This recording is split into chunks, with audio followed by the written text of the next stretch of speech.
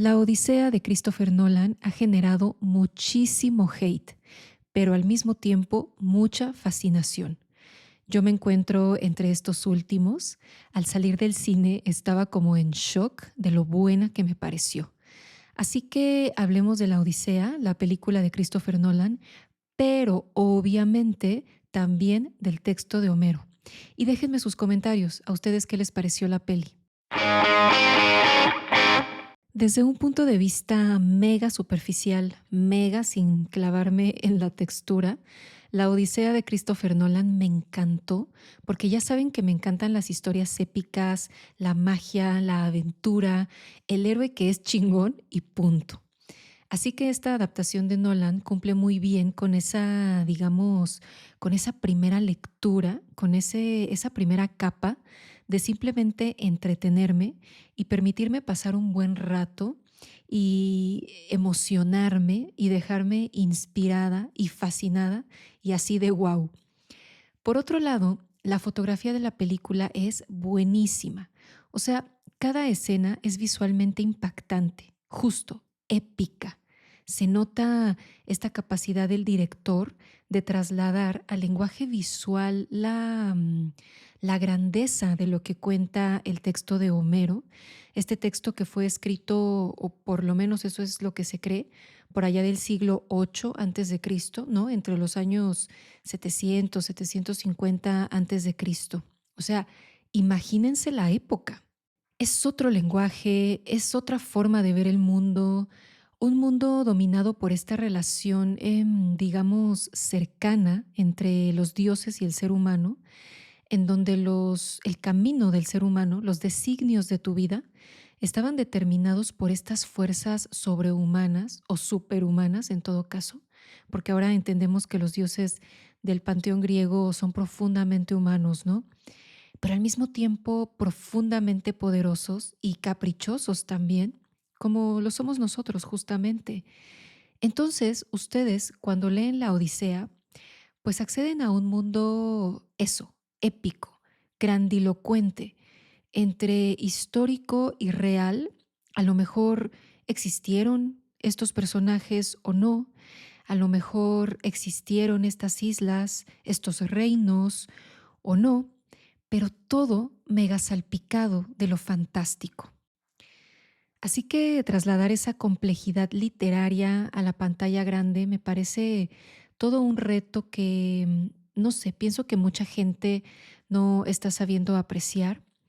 Hemos visto otras versiones de la Odisea, o pensemos si quieren en Troya, una peli que es muy popular, esta en donde sale Brad Pitt de Aquiles, y lo que vemos es como escenarios históricos, como una película, digamos, de época que retrata la Grecia antigua, pero nada más. Son adaptaciones que, desde mi punto de vista, no alcanzan a retratar, como les decía, el complejo mundo que Homero narró, ese mundo donde humanos y dioses conviven y creo que Nolan lo logra. Pero vámonos por partes. Para empezar, me gustó mucho el inicio de la peli en el Palacio de Ítaca, este canto slash narración que está haciendo un Aeda, interpretado por cierto por Travis Scott, un rapero gringo. Entonces, los Aedas eran estos cantores épicos de la antigua Grecia, hagan de cuenta como un trovador. Ya ven que la peli tiene esa escena donde está ese personaje relatando sobre la guerra de Troya, golpeando como con un báculo o un bastón en el piso y que dice a face, a fleet, a war, a man, a thought, a trick to break the walls of Troy. Como que se me hizo súper, súper potente, ¿no? Se me hizo súper buena esa interpretación como muy contemporánea de los Aedas, que les decía interpretado por un rapero, cosa que por cierto le criticaron a Nolan. Pero en el texto de Homero los Aedas salen a cada rato, ¿eh? Por ejemplo, cuando Telémaco llega al palacio de Menelau o cuando el mismo Odiseo llega al palacio de Náusica y siempre hay Aedas ahí entreteniendo, digamos, a la corte, Así como creo que tenemos mucho más cercanas las cortes europeas, siempre había un juglar, un trovador, ¿no? Entreteniendo a la corte, pues aquí también lo podemos ver en el texto de Homero, siempre hay una Eda relatando alguna historia, ¿no? Entonces, así empieza esta película con esta interpretación, como les decía, muy contemporánea, que a mí me pareció muy potente. Y pues desde ahí me quedé como de, órale, ¿no? El sonido es impresionante, además, en toda la película, por cierto.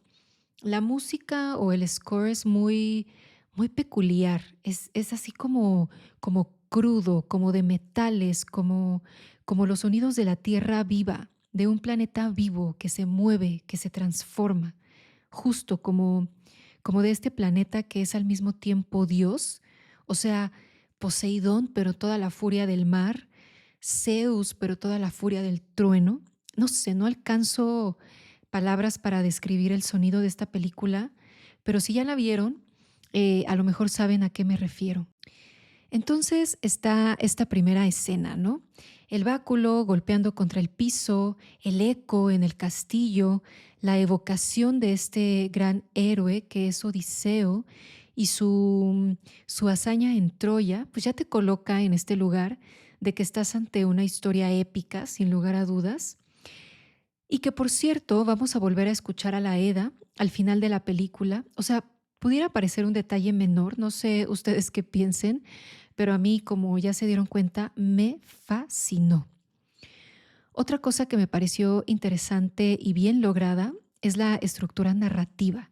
Como que hay varias voces o varios enfoques, justo como hace Homero. Primero tenemos la historia de Telémaco, interpretado hasta eso bastante bien por Tom Holland, que yo no soy muy fan, pero siento que en este papel le quedó bastante bien, me gustó bastante, porque Telémaco es descrito por Homero incluso como debilucho, digamos, ¿no? Miren, les leo ese fragmento del texto que dice: no hay aquí un hombre como Odiseo, que pudiera alejar esta ruina de mi casa, ya que yo no soy apto para ello, pues soy débil y sin suficiencia guerrera, dice el mismo Telémaco de sí.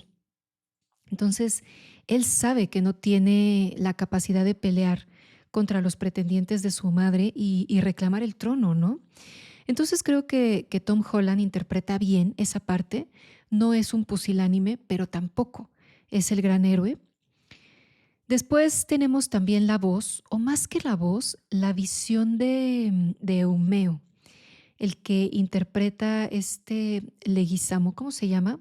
John Leguizamo, ¿no? Entonces esa es otra voz que va a evocar las, digamos, las bondades, la honra, la justicia, las virtudes de Odiseo.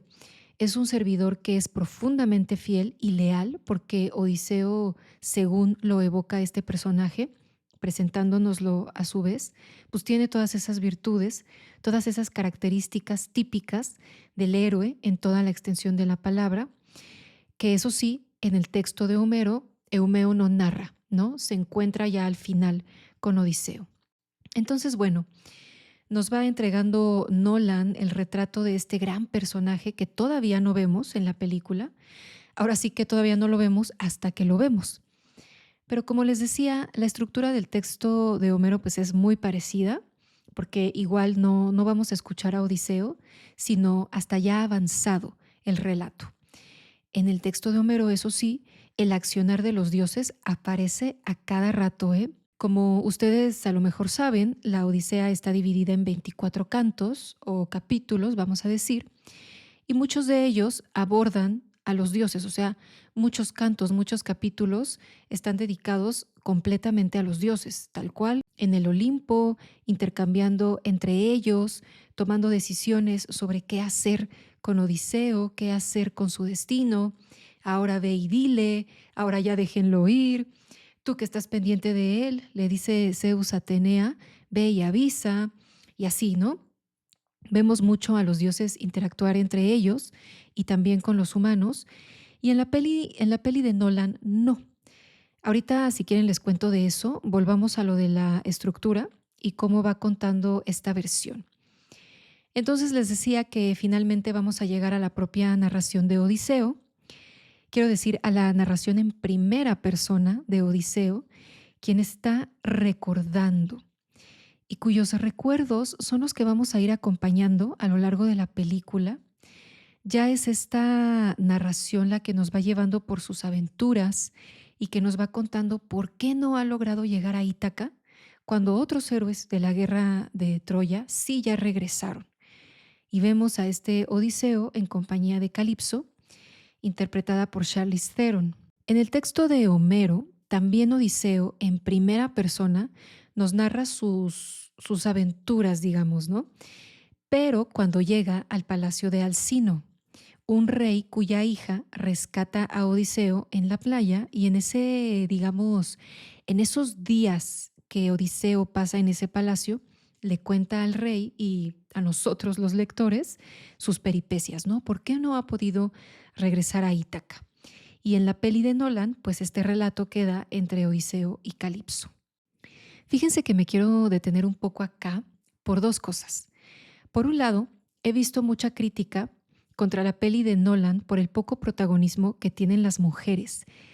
Dicen que las sienten flojas, que las sienten secundarias, que qué flojera volver a ver una historia de vatos.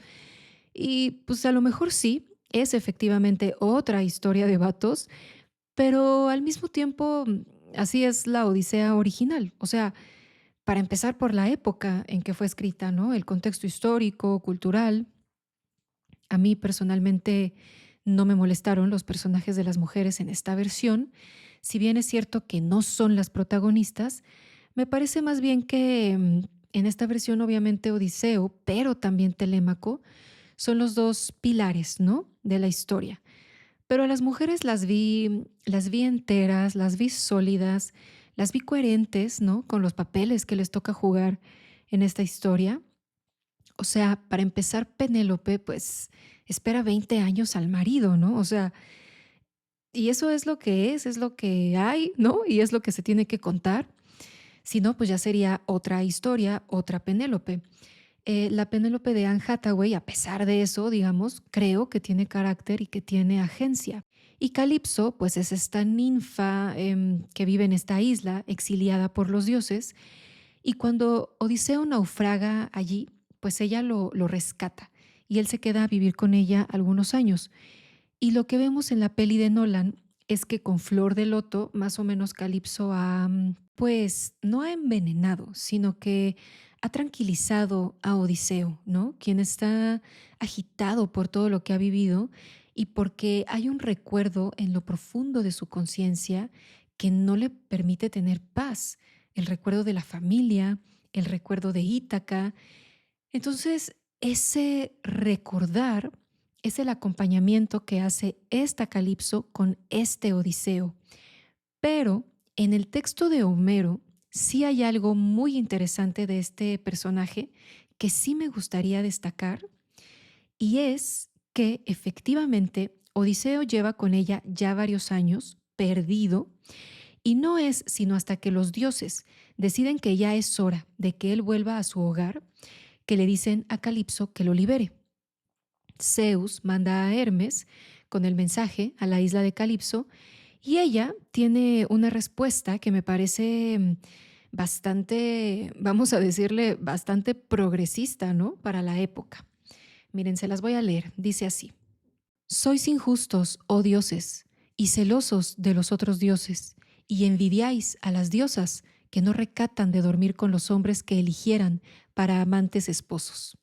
Así, cuando Eos, la de los dedos rosados, arrebató a Orión, tuvisteis celos de ella, oh dioses inmortales, hasta que la casta Artemisa, la del trono de oro, mató a Orión con sus dulces flechas en Ortigia. Cuando Deméter, la de los hermosos cabellos, cediendo a impulsos de su alma, se unió amorosamente a Jasón en una tierra recientemente labrada, Zeus, que lo supo enseguida, le mató hiriéndole con el blanco rayo. Así ahora me envidiáis, oh dioses, porque tengo a mi lado un hombre mortal que yo salvé y recogí abandonado sobre una quilla, después de que Zeus hubo hendido con el ardiente rayo su nave rápida en medio del oscuro mar. Habían perecido todos sus valientes compañeros, y el viento y las olas le trajeron hasta aquí. Yo le amé y le recogí, y me propuse hacerle inmortal y ponerle a salvo de la vejez para siempre. Pero ya no es posible a ningún dios oponerse a la voluntad de Zeus tempestuoso, puesto que él quiere que Odiseo vague de nuevo por el mar agitado, sea. Pero yo no le enviaré, porque no tengo naves provistas de remos, ni compañeros que le conduzcan por el ancho dorso del mar. Le aconsejaré de buen grado, y no le ocultaré lo que pueda servir para que llegue sano y salvo hasta el suelo de su patria. Es decir, Calipso cuestiona por qué los dioses hombres sí pueden, como ustedes saben que sucedía, según nos cuenta la mitología griega, estar con mujeres humanas. Las hacen sus amantes, sus esposas, a veces hasta las violan, tienen hijos con ellas. Entonces Calipso dice, ¿por qué yo no puedo estar con Odiseo? Y ya ven que enumera muchos otros casos como de por qué nosotras las diosas no podemos tener amantes humanos, ¿no? Entonces, bueno, pues me parece bastante bueno el cuestionamiento, la reflexión que hay por allí, escondidilla, o no escondidilla, ¿no? Está ahí en el texto de Homero. Una personaje que sí está rara en la película de Nolan es Atenea. Si bien en la Odisea de Homero pues es protagonista y maquinadora de todo, aquí la vemos de repente acompañando a Odiseo, pero no habla, con el rostro contraído. A mí en lo personal no me molesta tanto. Definitivamente Nolan no quiso hacer a los dioses protagonistas en esta versión. Por eso es como esta especie de aparición etérea, momentánea, que escucha. No me molesta tanto, insisto, pero he escuchado y leído tantos malos comentarios que ya me contagiaron un poquito la duda. Pero bueno, quería llegar a contarles sobre los episodios, digamos, fantásticos de la historia, que me parece que Nolan igual hizo un gran trabajo. Y allí es donde creo que no debemos perdernos demasiado en la textura. Esta es una adaptación cinematográfica, por lo tanto hay que también observar los valores cinematográficos de la obra. Y allí, como les digo, creo que no es discusión, creo que Nolan hace un gran trabajo. El encuentro con el cíclope, el episodio de las sirenas, el remolino en el mar y por supuesto la gran escena que se aventó con Circe y también la del Hades, donde se encuentra con Tiresias. Todas esas escenas, wow. La fotografía, el color, la luz, la composición, las coreografías. O sea, todo esto que en su conjunto nos entregan escenas bellísimas. E incluso la propia textura de las cámaras con las que Nolan decide grabar. Es una decisión deliberada para lograr un resultado determinado. Y esto me lleva a reflexionar sobre algo que me parece sumamente interesante y rescatable de la hechura de esta película, y es la terquedad, ¿no? El aferramiento de Nolan de hacer las cosas, digamos, de manera artesanal. En una época como la que vivimos y que ustedes ya saben que me choca el producto creativo, el producto artístico de la inteligencia artificial, que es estandarizado, se ve computarizado, que tiene como la misma textura, que nos aleja, digamos, de las historias, porque estoy pensando no nada más en la publicidad en redes, que ya toda se ve igual, sin identidad, sino también en películas que son pura computadora, pura pantalla verde, puro efecto especial, y entonces se han vuelto como, o por lo menos a mí, me han dejado de gustar, porque las siento como vacías, como que todo es lo mismo. No es el caso de la Odisea. Para empezar, Nolan se aventó la locura de filmar en IMAX, que son estas camarotas gigantes, rollos grandotes, anchotes, todo un crew que requirió, ¿no? Para mover el equipo nada más, seguir a los actores, seguir las coreografías y luego aviéntate la chamba de edición, literal, cortar y pegar el rollo. Por ahí hay unos clips circulando en redes que son muy interesantes porque pues tú ves estas máquinas enormes, ves este rollo enorme, ves a la persona que está cortando, que está pegando con una expertise que qué bueno, que yo le agradezco a Nolan, no le esté quitando el trabajo a toda esta gente. Esto, además de lo que considero una especie de resistencia social y artística, también asegura que esta película tenga una calidad impecable para la posteridad, porque la grabó con el formato más grande posible y sin la intervención de sensores digitales que afecten la luz y el color. Se asegura además de tener algo físico en la mayor calidad posible en el rollo más grande que se puede grabar, y al ser un negativo tan grande genera un campo visual único que es difícil de imitar con lo digital. Crea una profundidad de campo única. Esto que les acabo de decir se lo pregunté a un experto, por supuesto. No crean que son mis palabras, pero bueno, ese es el resultado de las decisiones de las cámaras, de los lentes, del equipo, ¿no? Que se usa para trabajar. Para todas estas escenas que les digo fantásticas de la película, Nolan también apostó por el trabajo humano, trabajo a mano. Seguro ya vieron en redes cómo hicieron la escena de los gigantes, por ejemplo. Gente muy alta, gente real, ¿no? A la que otra vez le das trabajo, y gente más pequeña, más empleos, y que servían como de dobles de Matt Damon y de sus compañeros, ¿no? O la escena de Circe, que también ya vimos mucho en redes, cómo se hizo con animatronics. Y que perdón que insista en esto, pero hay un montón de empleos humanos detrás de esto. Por cierto, ¿no les fascinó Circe? Me gustó mucho la interpretación de la actriz, su look, su rostro, su actuación. Obviamente Nolan tuvo que adaptar muchas cosas, porque sé que también hay muchos puristas del texto de Homero que se están quejando que no es, que esta película no es fiel a la versión de Homero. Pero, por ejemplo, Odiseo pasa creo que 2 años con Circe. Pues obviamente hay que darse ciertas licencias temporales y narrativas para poder adaptar una obra de cientos de páginas de hace cuántos siglos a la pantalla grande, ¿no? Nolan también se fue a filmar a varias partes del mundo. Todo lo que vemos es real y eso a mí me parece bastante refrescante. Creo que también eso nos da esta textura como épica, como grandilocuente, grandes escenarios, grandes paisajes, una extensión del mundo que a lo mejor para los griegos era nueva. Ahora sí que estaban descubriendo el mundo, ¿no? Y de repente frente a estos grandes escenarios, los personajes los vemos retratados pequeñitos, empequeñecidos. ¿Qué es el ser humano frente a estas fuerzas de la tierra? Que creo que era una de las grandes preguntas en la antigua Grecia. Lo que me lleva a otro aspecto que quisiera rescatar y que es pues todas las reflexiones, toda la filosofía, la metafísica. He leído mucho que esta versión de Nolan les parece vacía, sin profundidad, que los personajes se quedan cortos, pero honestamente no me lo parece. El texto de Homero, por la época en que fue escrito, narra aventuras, narra arquetipos, narra estereotipos.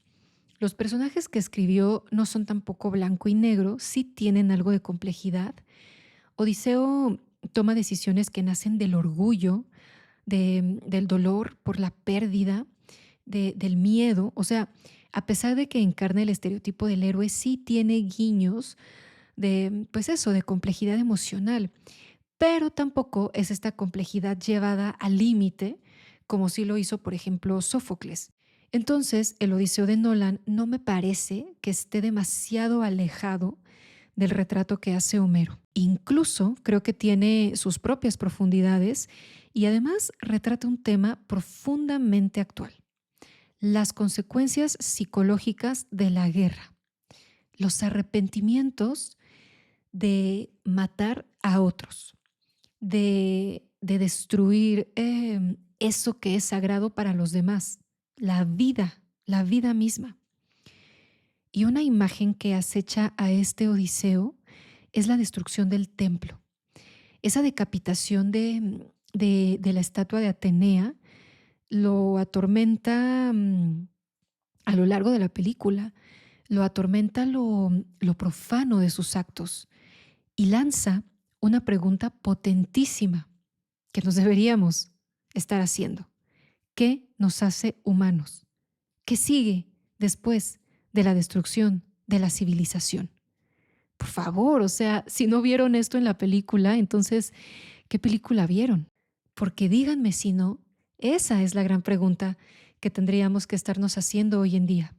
¿Qué sigue para nosotros como humanidad después de lo que hemos visto, de lo que hemos perpetrado, de lo que hemos permitido, de lo que estamos viendo, de lo que estamos perpetrando, de lo que estamos permitiendo? Así que bueno, yo les recomiendo mucho que vayan a ver la película. La verdad que si tengo oportunidad de verla de nuevo en el cine, me encantaría hacerlo. Es larga, pero no es tediosa, no se siente. Es muy bella a nivel visual. Y también, por supuesto, les recomiendo leer el texto, leer la Odisea de Homero. Yo la revisité en estas semanas para hacer este episodio y me gustó, me entretuvo. No está difícil, está bastante entretenida, está bastante divertida. Así que bueno, pues asómense a estas magnas obras, las dos, cada una en su género y en su época, y cuéntenme su opinión. Ya saben que para mí lo más importante es poder dialogar con ustedes.